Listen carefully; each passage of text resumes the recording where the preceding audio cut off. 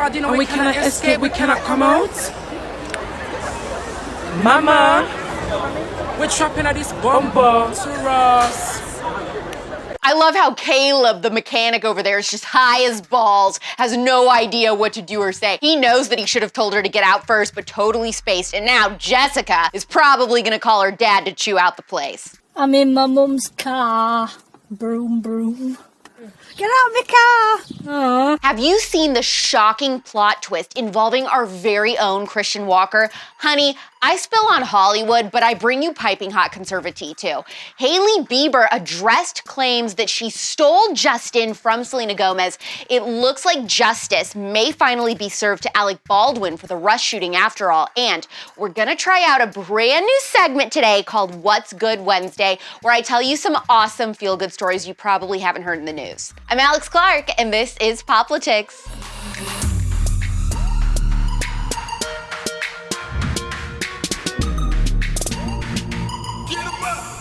It isn't often or really ever that Christian Walker gets vulnerable with his followers. I feel like the most he's really ever opened up is during his interview on The Spillover with Me from July, where he spoke about his family trauma. But even then, he didn't cry. Recently, he shared videos of himself crying on his Instagram story, wondering if he made a mistake moving from Los Angeles to Florida.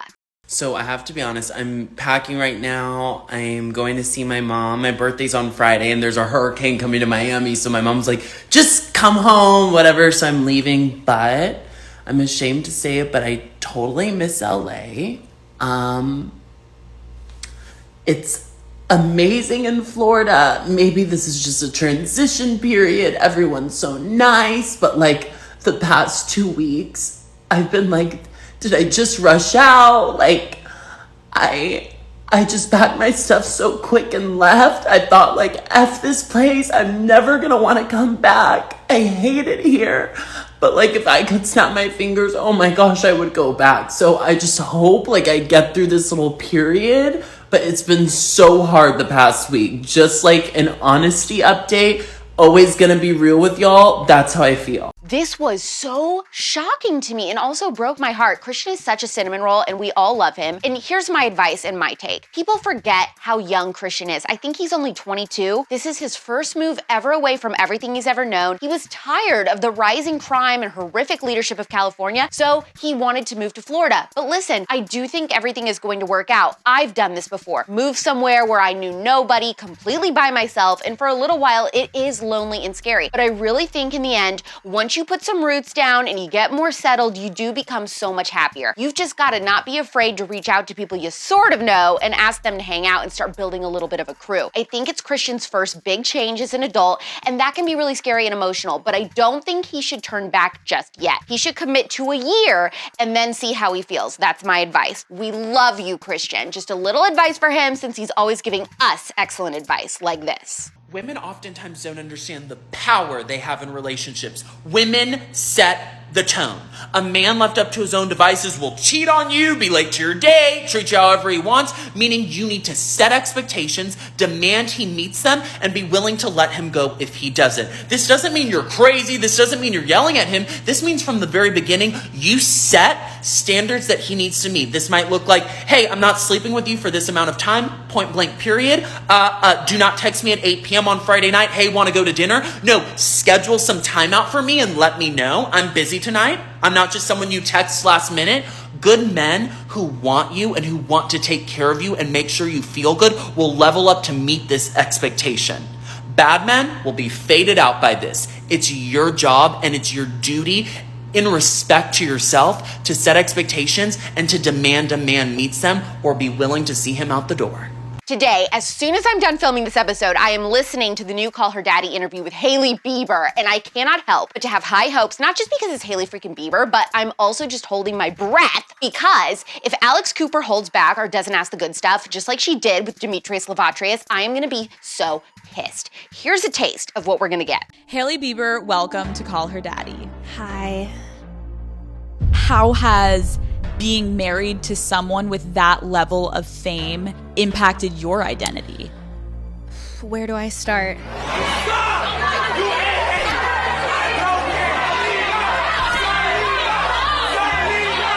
Your husband was in a very public relationship. People were obsessed with them being together. Mm-hmm. Were you ever with Justin romantically at the same time as her?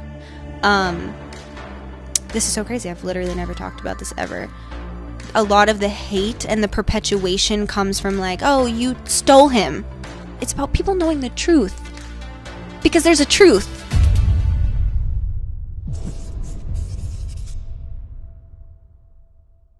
Now, I am so glad she asks if Hailey stole Justin from Selena Gomez. That's at least somewhat spicy. But can I be frank here, and I feel like I can with you?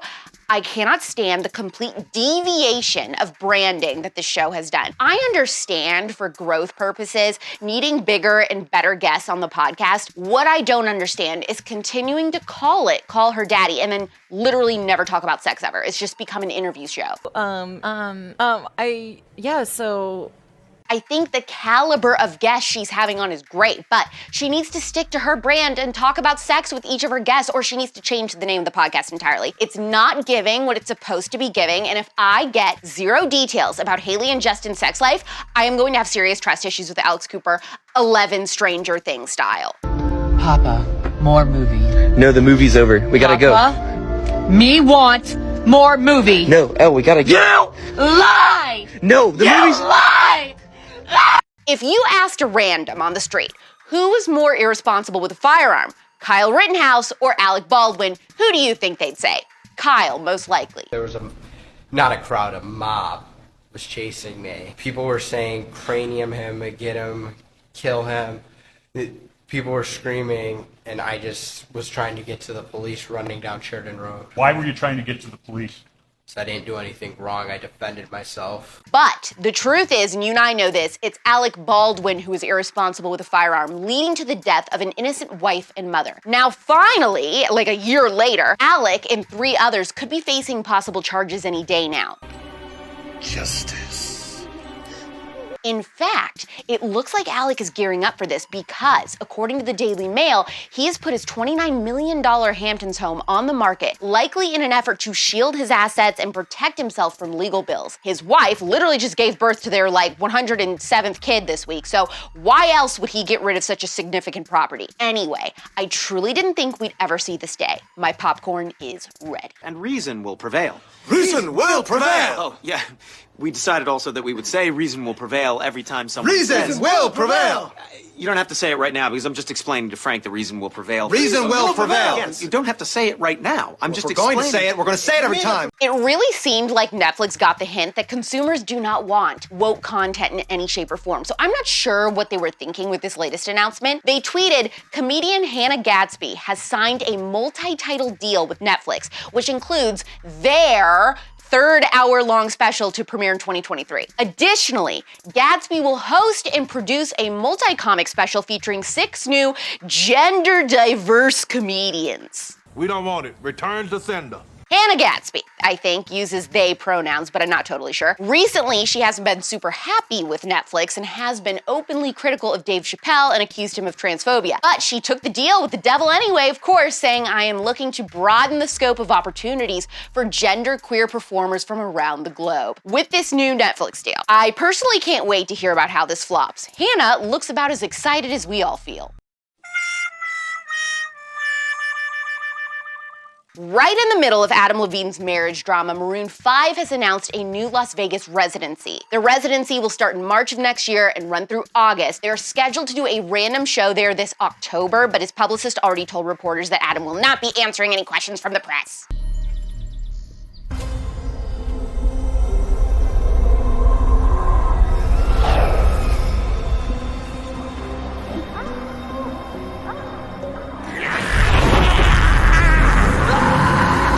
Okay, trying out a brand new segment today. I'm gonna call it What's Good Wednesday, and if you like it, we'll keep doing it weekly. So let's see what's good. An oncologist and former atheist told his very personal story about returning to faith, all because of the cancer patients he treated for years. The Epoch Times reported that Dr. Stephen Iacoboni, after treating a farmer who had gotten leukemia due to Chernobyl radiation, realized that there was more to life than just what we see plainly. The article is really heartfelt, so it's definitely worth reading. Now I'm a believer. And I thought this was adorable. Dierks Bentley posted a TikTok of him having a girls' night with his daughters.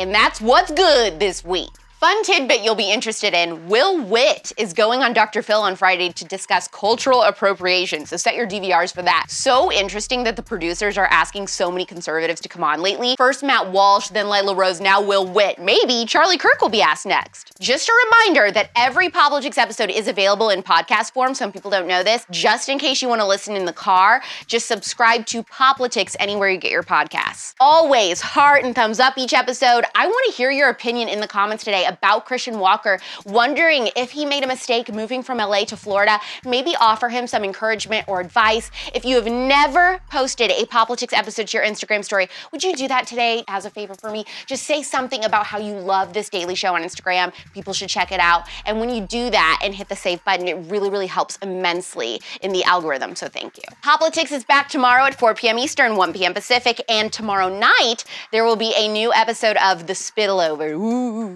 it's pop culture without the propaganda every single day. I'm Alex Clark, and this is POPlitics. Clearly, POPlitics is best served visually, but you can also listen to POPlitics if you just want the audio. Subscribe to us anywhere you get your podcasts: Apple, Spotify, iHeart, TuneIn, and more. Also, make sure that if you are listening to the podcast version, you leave us a 5-star review. And don't forget, subscribe to POPlitics on YouTube.